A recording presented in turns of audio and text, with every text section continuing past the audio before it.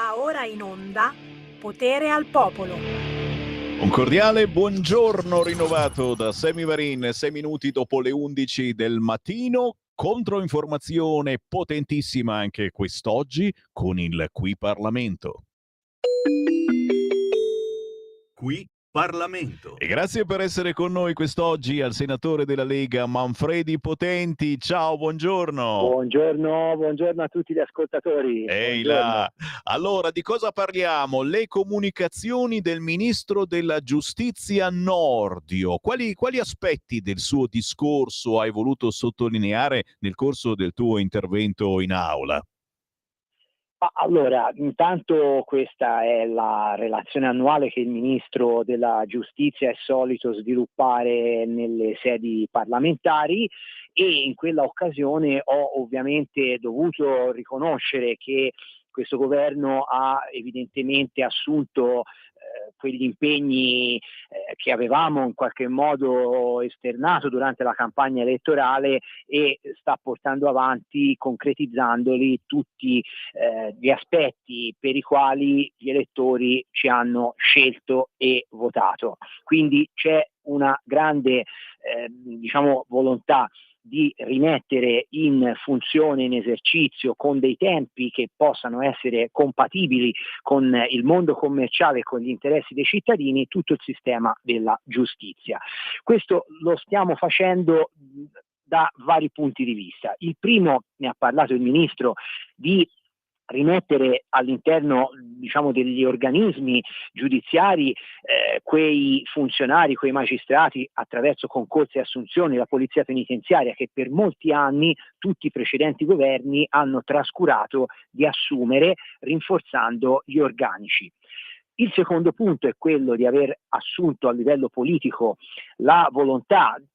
Questo è un accordo dei partiti di maggioranza, ma la Lega ovviamente è il primo che sulle normative in materia di sicurezza ha preteso degli interventi chiari e in maniera decisa contro tutti quei fenomeni che purtroppo all'interno delle nostre città, delle nostre aree urbane si sviluppano in maniera sempre più preoccupante ai danni dei cittadini e quindi sin dall'inizio, quando questa legislatura ha avuto appunto la partenza, abbiamo dimostrato di voler realizzare dai decreti rave, anti-rave, dai provvedimenti per bloccare questa deriva di fenomeni commessi in ambito di baby gang, alle truffe agli anziani e naturalmente il Ministro, e ne ho parlato anch'io, non ha potuto non citare la divisione delle carriere.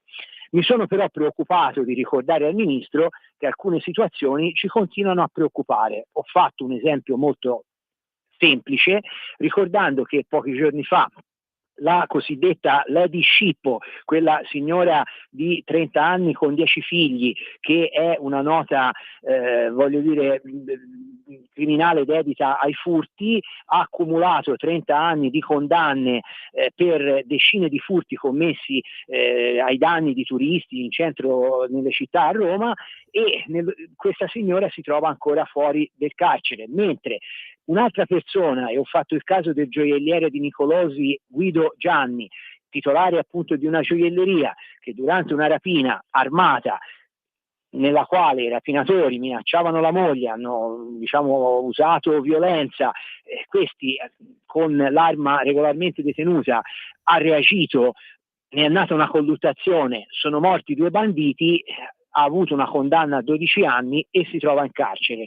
Quindi ci sono degli aspetti che nel sistema giudiziario ancora non rendono purtroppo giustizia di situazioni che peraltro le norme consentirebbero tranquillamente di poter in parte ovviare, però il caso ad esempio della nota scippatrice per il fatto di essere incinta, questo non consente di poterla recludere o di poterla in qualche modo obbligare a stare magari in un domicilio senza uscire. Ecco, noi stiamo cercando di portare avanti la norma che cambierà questo stato di cose con il cosiddetto disegno di legge in materia di sicurezza che qualcuno vorrebbe rallentare e quindi non portare a termine, ma che noi stiamo in questi giorni proprio votando in prima seconda commissione al Senato e che vedrà probabilmente insomma la luce a breve. Quindi io mi sono espresso durante la relazione del Ministro cercando di, da una parte, elogiare quelle che sono delle azioni che stanno dando dei frutti, ma dall'altra ricordando che purtroppo ci sono ancora degli elementi che ci preoccupano. In questo senso,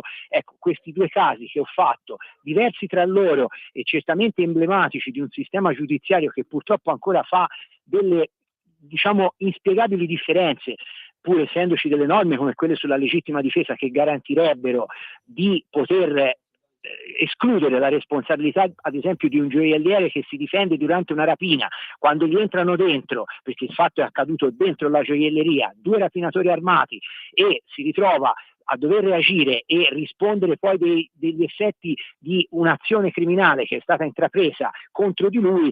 Devo dire la verità, vuol dire che finché queste cose succedono qualcosa ancora non funziona. Noi vogliamo far funzionare anche questi aspetti del sistema giudiziario. Minimo, e capite, cari ascoltatori, come ci sia bisogno e come di lega in questi ambiti. E siamo sulla notizia, Manfredi Potenti, ricordiamo che proprio questo weekend, domani e dopodomani, in decine, centinaia di gazebi della Lega sparsi in tutta Italia si raccoglieranno le firme su questo disegno di legge. Difendiamo chi difende gli italiani, a sostegno delle forze dell'ordine e delle proposte della Lega nel DDL sicurezza. Domani sabato 15 gennaio, domenica 26 gennaio in tutte le piazze d'Italia.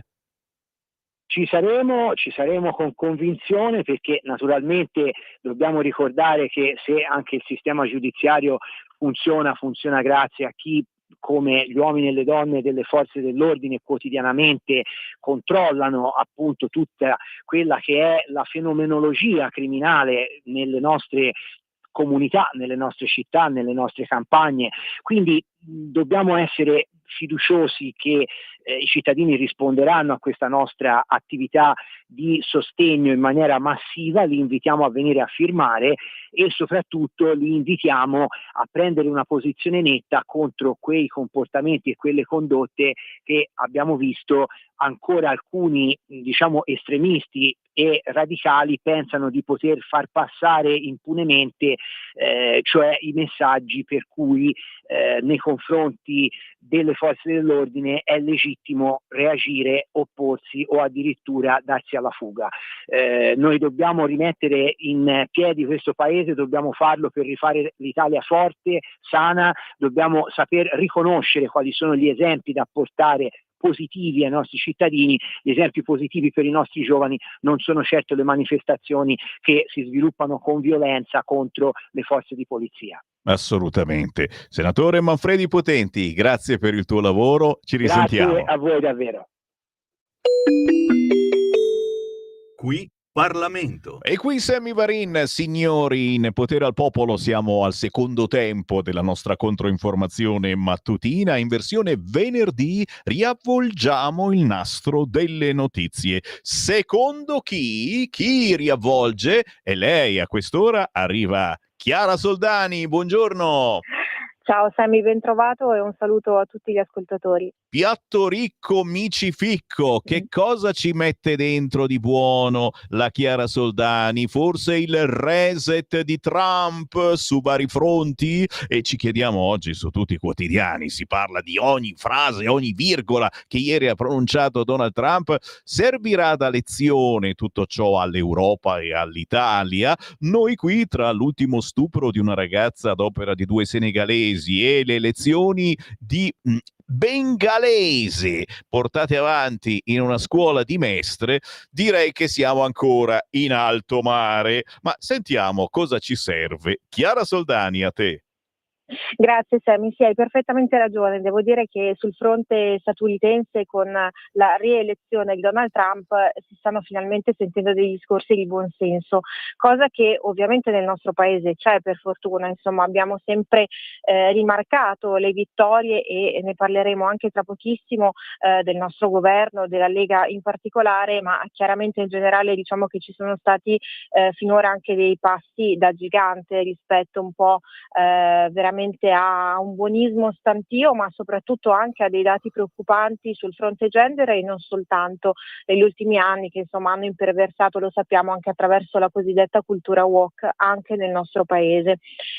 Però devo dire che questa polemica sul fronte Trump, devo dire, lascia il tempo che trova, perché i dati parlano chiaro. A parte il fatto che Trump viene contestato da persone che si professano democratiche, diciamo che in quanto tali dovrebbero anche rispettare il volere del popolo, quindi insomma già questa è una prima contraddizione.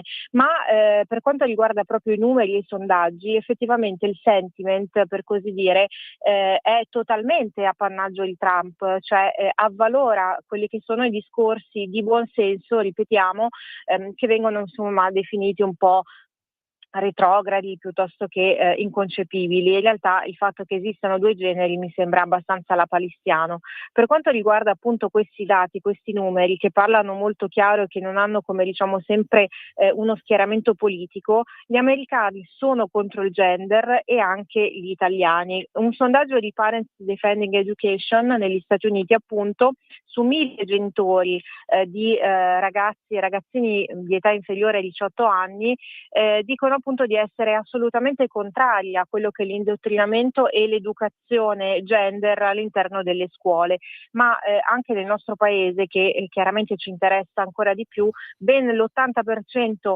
dei genitori chiede la libertà educativa, quindi la non interferenza delle scuole, soprattutto dei docenti politicizzati, per quanto riguarda educazione sessuale e gender.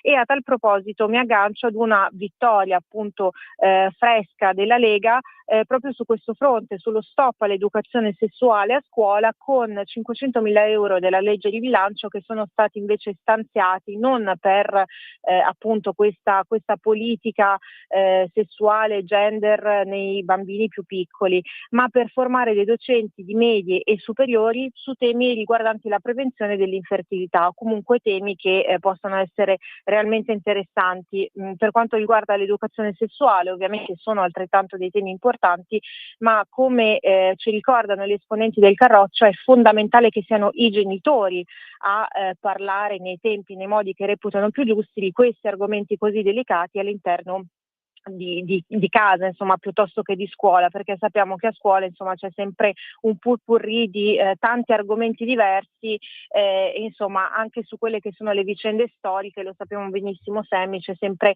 questa connotazione politica che francamente non ci piace molto, e quindi appunto su temi delicati devono parlare i genitori e no a docenti politicizzati. Questo appunto è detto dagli esponenti della Lega. Per quanto riguarda invece sempre casa nostra, diciamo così, Anna Cisint, sindaco molto coraggioso, estremamente in gamba di Monfalcone, contesta giustamente quella che è la proposta a Mestre di istituire delle lezioni di bengalese, sottomissione della nostra cultura, che si vede anche da questi episodi, insomma da queste iniziative. A Mestre, presso la scuola Giulio Cesare, la proposta dell'assessore, tanto per cambiare PD, Laura Besio, che dice: è fondamentale che i bambini imparino il bengalese, perché il bengalese insomma è una lingua oramai molto diffusa, soprattutto a Mestre, comunque insomma in questi comuni, Monfalcone, lo sappiamo benissimo, e quindi insomma in nome di questa paventata integrazione bisogna imparare il bengalese. Forse sarebbe più giusto imparare l'italiano, mantenendo le proprie origini e tradizioni, perché la diversità è una ricchezza e lo ricordiamo sempre, non bisogna omologarsi sotto nessun fronte possibile ed immaginabile, però è fondamentale che i bambini imparino l'italiano, altrimenti come faranno anche ad interagire fra loro e ad integrarsi realmente? Quindi questo ce lo ricorda giustamente Anna Cisint, è fondamentale che si impari correttamente l'italiano mantenendo quelle che sono le proprie tradizioni, per carità, chiaramente le famiglie di origine è giusto anche che mantengano nel mutuo rispetto della cultura italiana le proprie tradizioni, ma i danni della mancata integrazione sono sotto gli occhi di tutti e ovviamente lo sappiamo che questa spirale autodistruttiva vada fermata, e questo ce lo ricorda sempre Anna Cisint. Le lezioni di bengalese sono previste fino a giugno, quindi insomma tra l'altro si toglie del tempo anche ad ore di formazione su argomenti strumenti, insomma, con tutto il rispetto, forse anche un po' più utili, e quindi insomma questo è un altro segnale. Chiaramente insomma il PD lo conosciamo da sempre queste chiavi di interpretazione dell'integrazione molto molto particolari. L'episodio gravissimo ovviamente a Cosenza, lo sappiamo, il rapimento per fortuna finito bene della neonata sottratta ai genitori. Voglio dire, non vogliamo assolutamente cavalcare l'onda della connotazione politica dei protagonisti della vicenda, però ricordiamo una coppia mista, il papà, tra virgolette, diciamo quello che avrebbe dovuto diventare papà di questa bambina, anche lui un immigrato militante di Potere al Popolo, mentre colei che si è appunto macchiata di questo reato definire grave e riduttivo, una sostenitrice di Mimmo Lucano. Insomma, predicano bene, razzolano male, e questa è un po' la rappresentazione plastica di questi personaggi. Infine, ultimissimo argomento, appunto, come dicevi Sammy, episodio di violenza sessuale a Conegliano, ragazza stuprata da 2 senegalesi. Non se ne è parlato più di tanto, sappiamo che c'è sempre un certo imbarazzo riguardo a questi argomenti, questi fatti di cronaca. La vittima è una 29enne drogata e stuprata, mentre i carnefici sono un 31enne senegalese con precedenti penali e un 39enne sempre senegalese apparentemente integrato operaio. La ragazza è stata minacciata con un coltello, intanto i 2 sono in custodia cautelare in carcere con l'accusa di violenza e di stupro di gruppo aggravata dall'uso di armi e traffico di stupefacenti. Insomma, Sammy, abbiamo fatto un mega riassunto, ci sono tanti altri argomenti, ne parleremo ovviamente venerdì prossimo. Insomma, tra buon senso e non buon senso, tra fatti e misfatti, questo è un po' il riassunto della settimana. Questo è il riassunto di Chiara Soldani, la sua settimana, che trovate ogni venerdì intorno a quest'ora su Radio Libertà. Chiara Soldani scrive anche su leggifuoco.it, anche in versione cartacea, si chiama Fuoco. Grazie Chiara Soldani, buon weekend.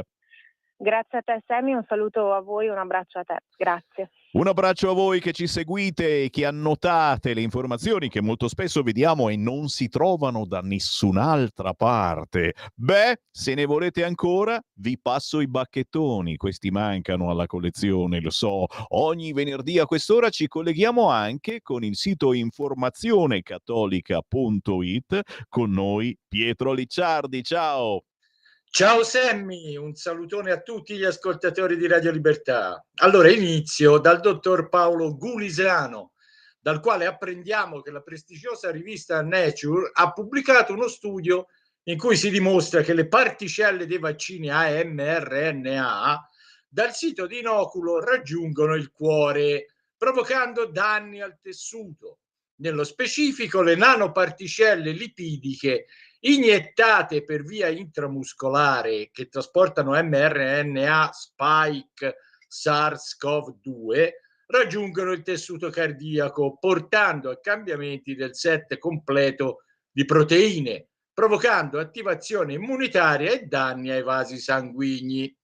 A quanto pare i nodi arrivano tutti al pettine, e mi fermo qui.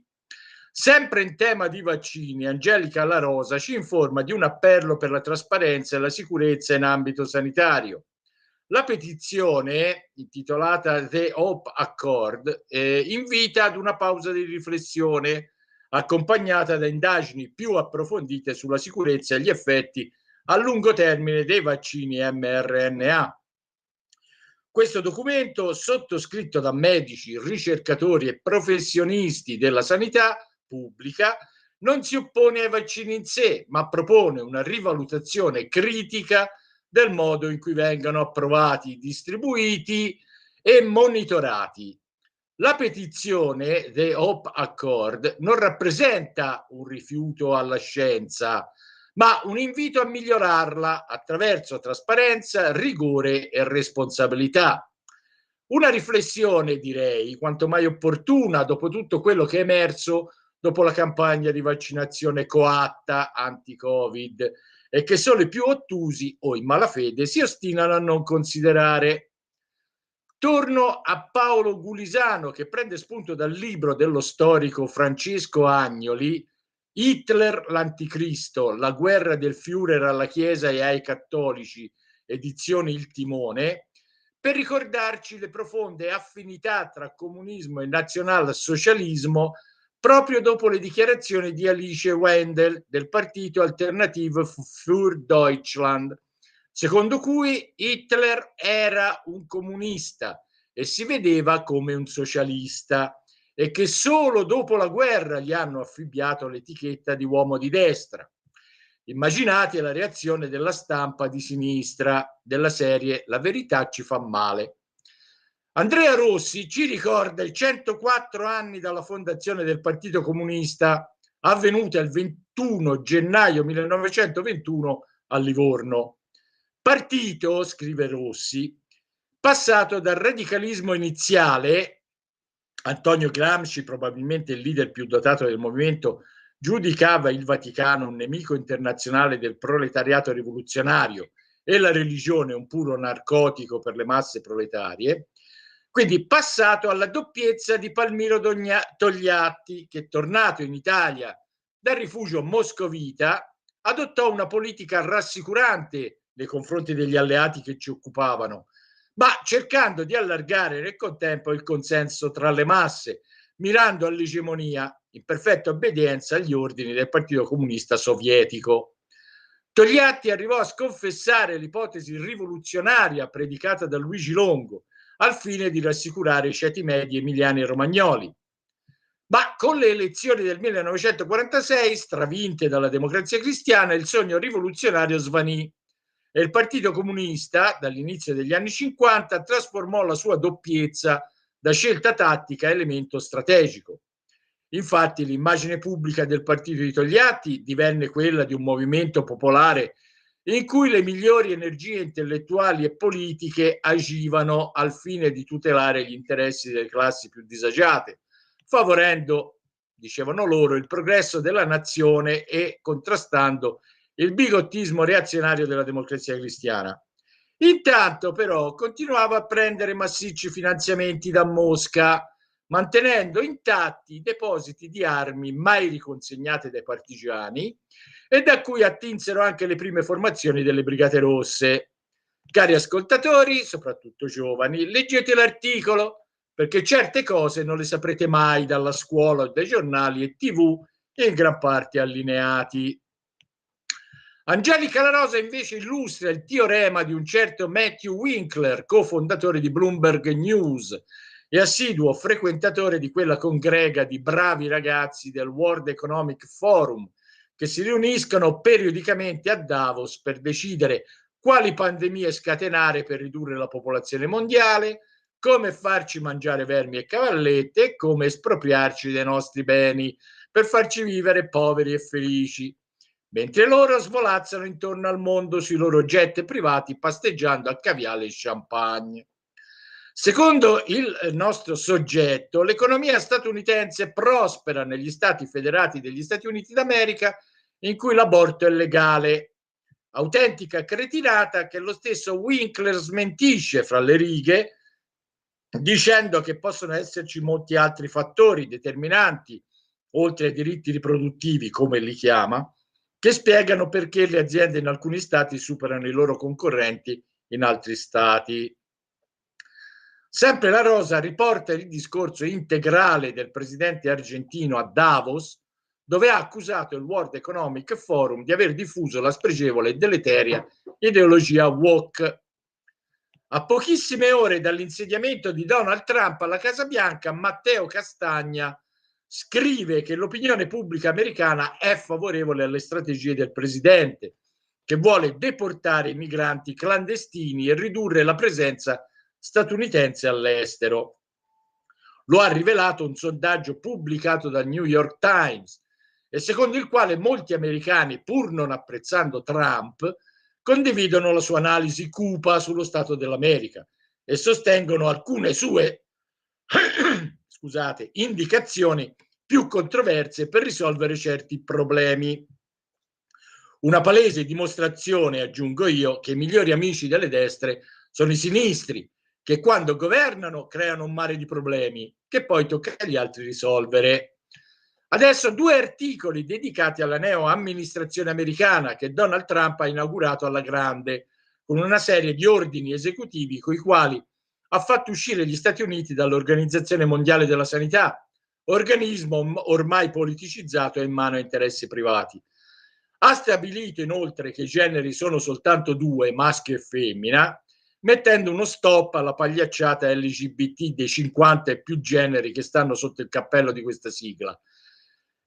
Infine, misure di protezione della salute dei lavoratori e molti altri che invito a leggere, dal momento che secondo i media sembra che Trump abbia pensato solo a deportare i clandestini e colpire gli LGBT. Nell'altro articolo la squadra al completo del neopresidente con nomi che ci diventeranno presto familiari.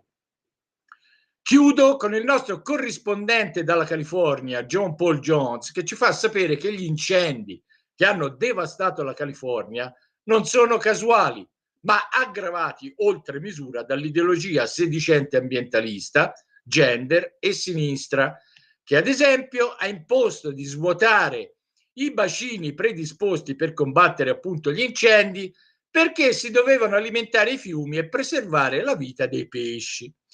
Inoltre ha operato pesanti tagli al bilancio dei vigili del fuoco e fatto assumere al dipartimento numerosi gay e personale su sedie a rotelle. E con questo, caro Sammy, cari ascoltatori, anche per questa settimana abbiamo terminato la nostra rassegna. Come farei senza i bacchettoni del venerdì? Tutte le informazioni che non trovate sulla carta stampata dei giornaloni la trovate sul sito informazionecattolica.it, anche semplicemente su Facebook, Informazione Cattolica. Grazie Pietro Licciardi, alla prossima! Grazie a te Sammy, un salutone a tutti. Stai ascoltando Radio Libertà, la tua voce libera, senza filtri né censura. La tua radio. lo amiamo perché ci offre sempre le cose più buone e naturali. Linea Alberto Acerbis. Buongiorno care amiche, buongiorno cari amici, ascoltatori di Radio Libertà da Alberto Acerbis. Questa mattina voglio parlarvi di una cosa straordinaria, di un momento particolare, di un momento importante per la nostra Italia. Se amiamo l'Italia, dobbiamo amare anche i suoi prodotti, i suoi figli, che alla fine sono i suoi frutti. Siamo in piena raccolta delle olive, stiamo producendo l'olio nuovo, qualcosa di straordinario, la produzione quest'anno è un po' migliore dell'anno scorso, anche il frutto si presenta bene. Quindi a tutti coloro che ci conoscono già, a tutti coloro che vogliono provare l'olio extravergine di oliva Acerbis, la grande offerta è di ricevere 6 bottiglie di olio Acerbis da 1 litro direttamente a casa vostra, chiaramente estrazione a freddo, chiaramente 100% italiano di olive italiane. 6 bottiglie da 1 litro di olio Acerbis a casa vostra, parlo dell'olio novello, 84 euro. Il trasporto è gratuito, chiamate 030 68 44 08 o visitate olioacerbis.com. Grazie. Stai ascoltando Radio Libertà, la tua voce libera, senza filtri né censure, la tua radio. Ciao, sono Roberto Bocchetti, mando un grande saluto a tutti gli ascoltatori e le ascoltatrici di Radio Libertà e naturalmente a Sammy Varin, sempre sul pezzo, e voglio dirvi grazie perché state per mettere in onda la mia canzone Calling Planet Mars, che è una canzone strumentale che diciamo sa di fantascienza ed è dietro c'è un romanzo che ho scritto nella mente, anche se il romanzo non esiste, ma questa è la colonna sonora di quel romanzo. È una canzone prodotta dal mio amico Norman Beats dalla Basilicata, e vi invito ad ascoltarla, Calling Planet Mars. Grazie a tutti da Roberto Bocchetti.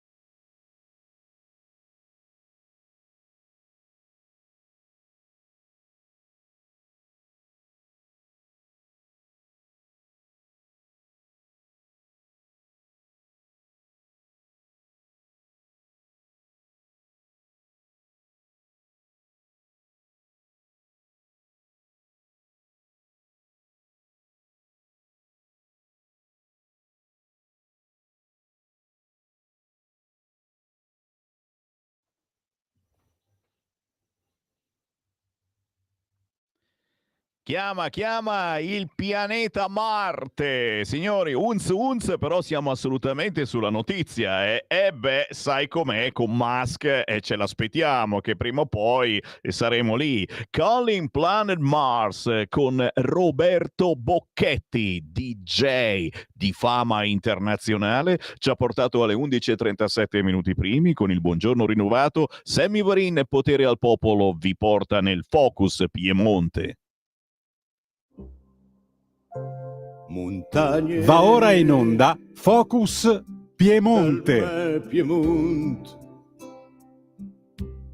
Chi passa in front sta via città. E allora, signori, grazie naturalmente a tutti i gruppi Lega sul territorio che si collegano settimanalmente con noi per parlare di territorio, per aggiornarci su quella che è la buona, speriamo, politica della Lega sul territorio. Oggi in Regione Piemonte, grazie per essere con noi al consigliere regionale della Lega, Luigi Icardi. Ciao!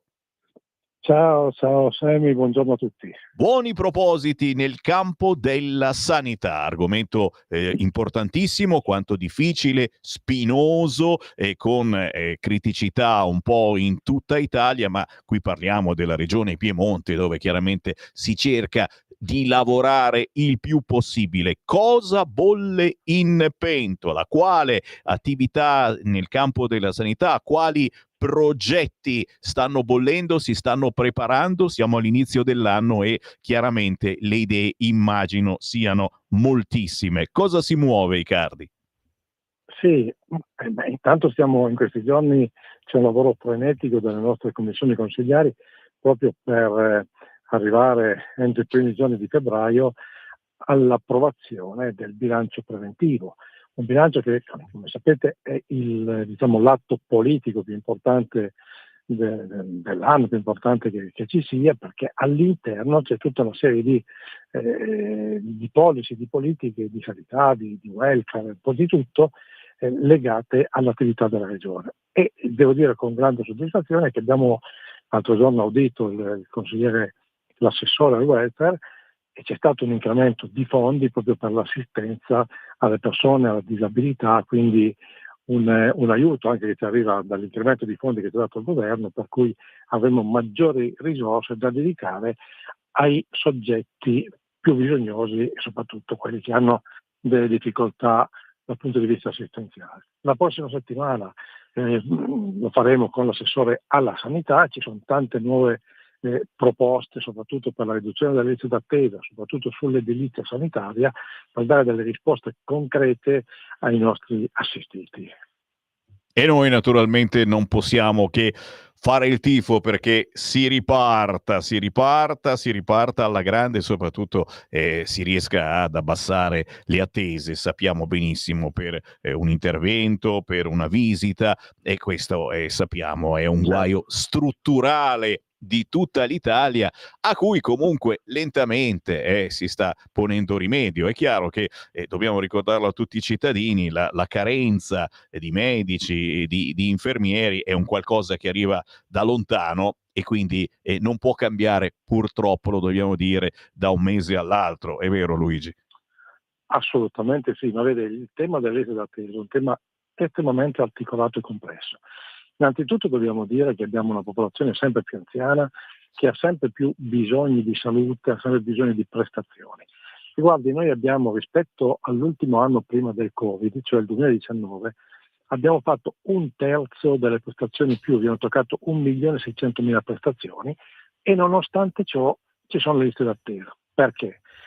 Il governo ha aumentato i fondi, benissimo, e saranno in progressivo aumento, ma non bastano i soldi, è proprio l'organizzazione che va riformata. Noi l'ultima riforma che abbiamo fatto nel 92 e oggi è obsoleta.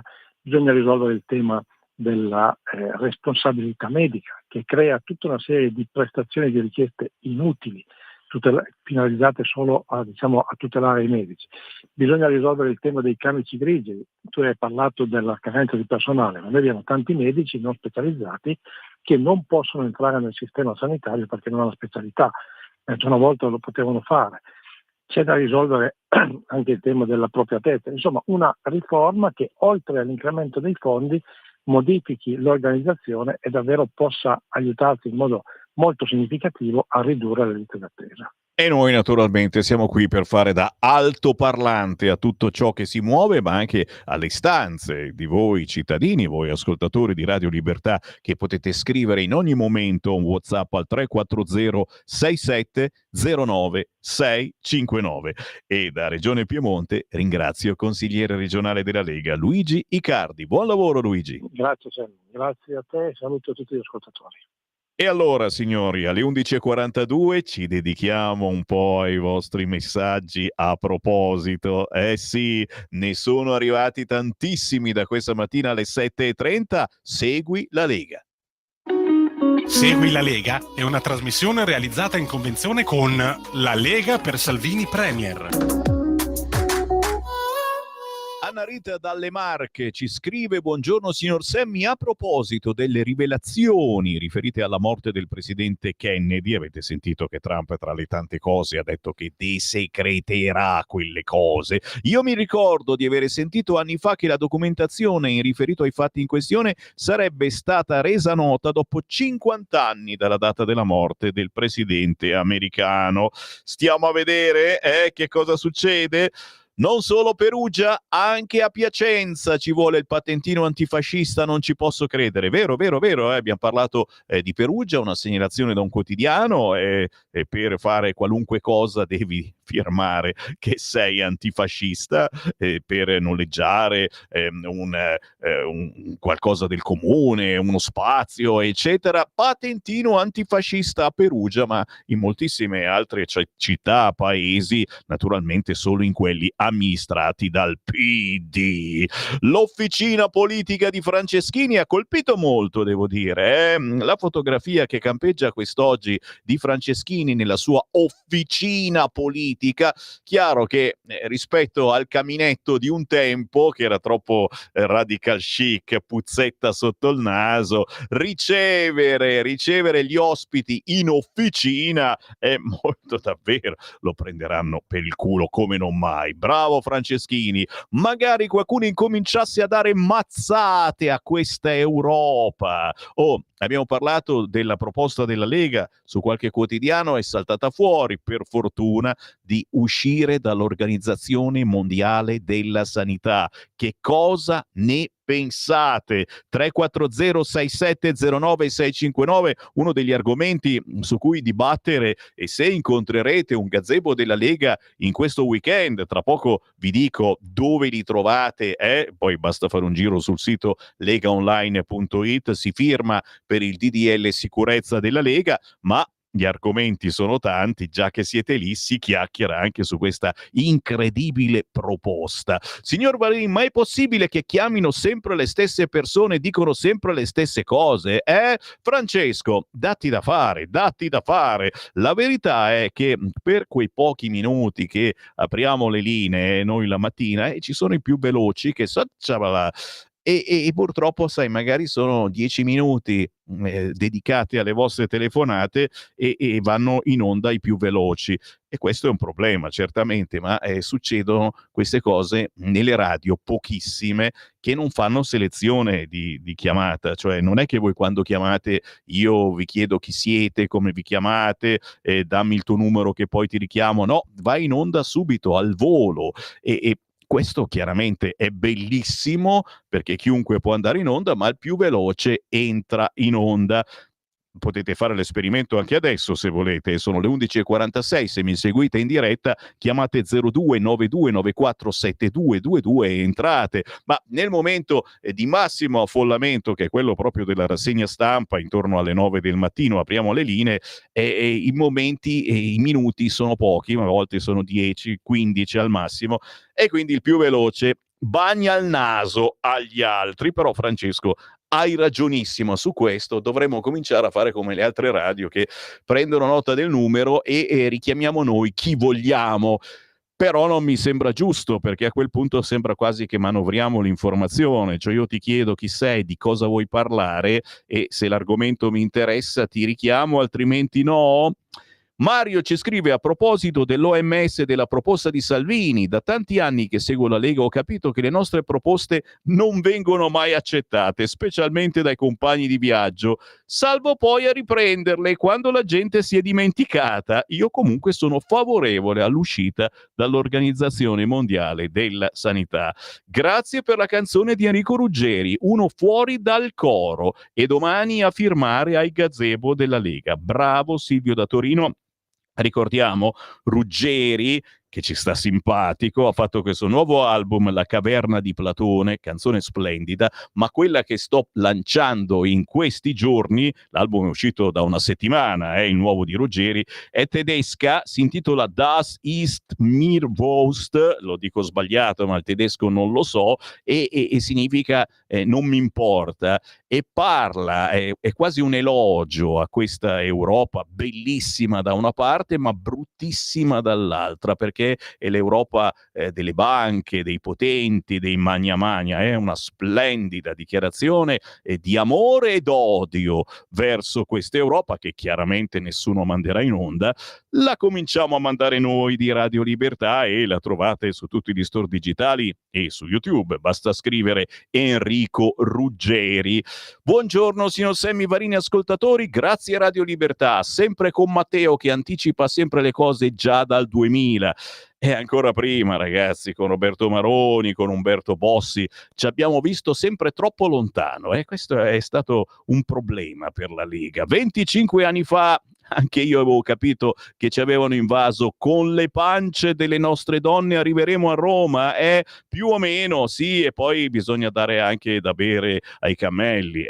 Stefano, ciao, un abbraccio e un abbraccio a tutti i nostri ascoltatori storici, a seguire la voce di Sammy Varin siete veramente di tutte le annate, da quelli nuovi che si sono avvicinati alla Lega, al centrodestra da poco, o che non sono assolutamente di centrodestra ma ci ascoltano perché diciamo cose strane, agli storici proprio della Lega, quelli che dal primo giorno di Radio Padania Libera si sono sintonizzati e poi nel frattempo hanno dovuto cambiare stazione, piattaforma, perché non siamo più in FM, adesso siamo sulla banda DAB della radio e quindi si è dovuto acquistare l'autoradio DAB, che un tempo era anche difficile da trovare, adesso vai in un qualunque negozio di elettrodomestici, lo dico per voi che magari non vi funziona più la radiolina DAB bene e dite cavolo come faccio, dove la trovo? Negli ultimi anni è diventato d'obbligo in ogni nuovo ricevitore che ci sia la banda DAB, quindi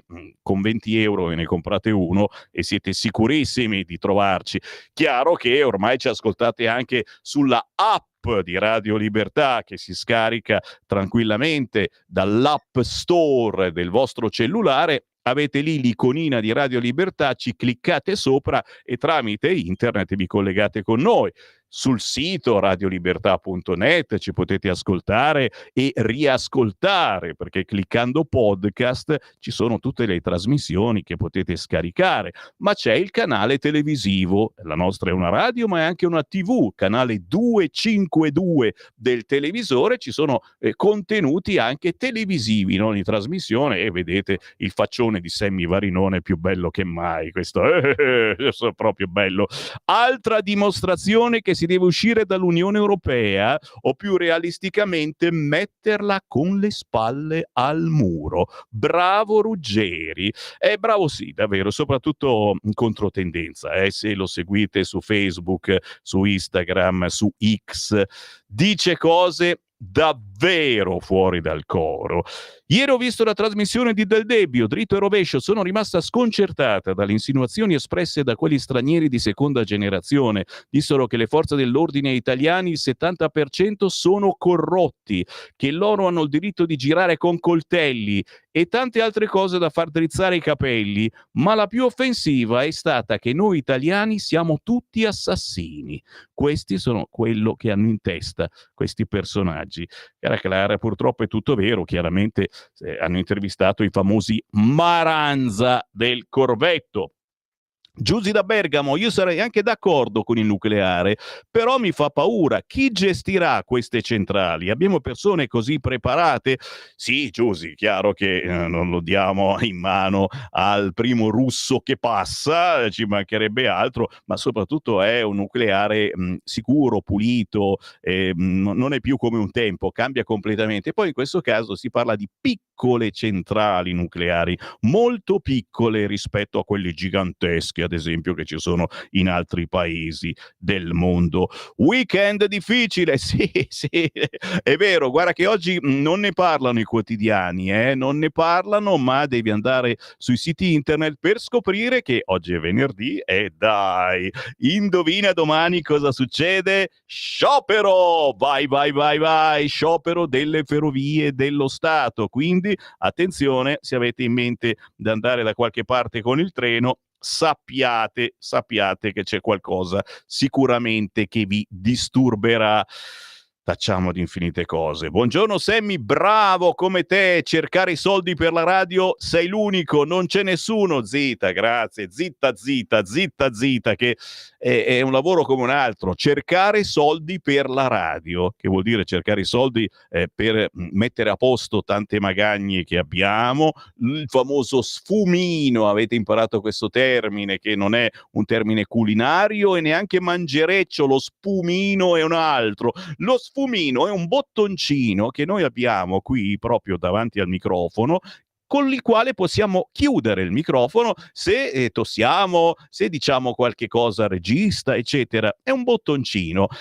Si è rotto il bottoncino, si è rotto lo sfumino. Uno sfumino che costa 1.000 euro. Tu dici, ma che cacchiata, 1.000 euro. Te l'assicuro che non è così semplice. L'appello figlio d'Apollo, chiaramente, è aiutare la nostra redazione ad acquistare questo sfumino, che se fosse uno spumino me lo mangerei subito a quest'ora, attraverso, come si fa a aiutare la nostra radio? Attraverso il sito radiolibertà.net, cliccando sostienici, abbonati, e con la carta di credito 5 euro è una stupidata. Chiaro che se potete darcene di più siamo solo che contenti. Per gli anziani che vanno in posta ancora a pagare le bollette, oh, ma non vi stufate, dai, e mettete il coso gratuito sul conto corrente, non vi fidate, ho capito, fate la coda col marocchino, quando siete lì a pagare la bolletta della corrente, prendete uno di quei moduli bianchi, ci scrivete conto corrente postale 3767 1294 3767 1294, lo intestate a Radio Libertà Milano e voilà, ci scrivete la cifra anche fossero quei 5 euro. Io sono contento. Dici, sei l'unico scemo? No, anche il resto della redazione, abbiamo bisogno di voi. Ciao Sammy, purtroppo da alcuni anni non ero più riuscito a prendere la radio, ma che fine ha fatto? Senti questo, oh, che fine ha fatto Luigi Divi Mercate, storico, provocatore, che chiamava, era di sinistra lui, no? Che chiamava, cioè, guarda, quello che sappiamo è che era andato in Cina a vendere o a comprare pannelli solari, ma poi l'ho perso di vista, spero stia bene. Era antipatico, una volta mi aveva telefonato con un numero nascosto perché gli avevo dato il mio numero per la rubrica di vendo e compro. Mamma mia, Enrico, guarda, ti dico la verità, poi questi personaggi che negli anni hanno chiamato, ancora ai tempi a Radio Padania Libera, molti di questi, anch'io ci sono rimasto in contatto, ma attenzione, Luigi Davi Mercate è solo la punta dell'iceberg. Tu non sai con quanti migranti sono in contatto con lo storico Abdul. Se cercate Sammy Varin su YouTube ci sono delle incredibili incazzature con Abdul e con altri immigrati che ai tempi della secessione, ti immagini, litigavamo con mezza Italia e non ti dico con gli africani. Non è che adesso ci andiamo proprio d'accordo con chi delinque, con i maranzavari, però fatevi un giro, cercate su YouTube Sammy Varin Radio Padania e vi fate una cultura, ma per dire che con questi poi abbiamo fatto anche amicizia e loro silenziosamente ci hanno dato ragione dicendo, beh, chi è qui in Italia deve rispettare le leggi italiane, non certo la Sharia. Ma ho parlato troppo, minimo, me ne vado ricordandovi che questo weekend, signori, in tutte le piazze d'Italia cercate il gazebo della Lega, perché si parlerà di sicurezza.